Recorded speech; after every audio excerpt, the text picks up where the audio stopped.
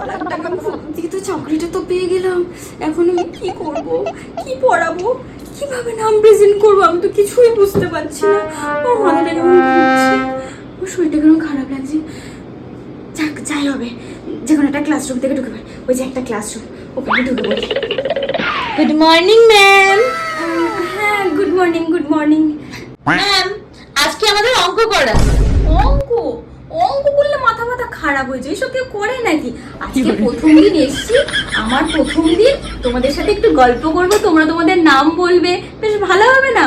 অঙ্ক টঙ্ক করতে হবে, নেক্সট দিন থেকে ক্লাস নেবো ঠিক করে। আজকে একটু গল্প টল্প করি। না ম্যাম, আমাদের 2 তারিখ থেকে এক্সাম আছে, আপনি অঙ্কটাই আজকে করিয়ে দিন প্লিজ।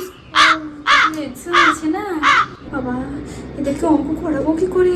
আমার তো মাথায় ঢুকবে না, কি অঙ্ক করাবো? যদি ওরা ধরে ফেলে আমি ভুলভাল অঙ্ক করাচ্ছি, আমার মান সম্মান সব কিছু শেষ হয়ে যাবে, দফা রফা হয়ে যাবে।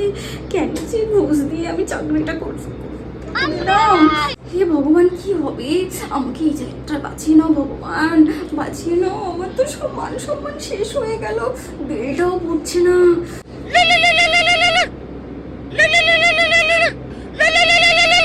হ্যালো, হ্যাঁ হ্যাঁ স্যার, বলুন বলুন।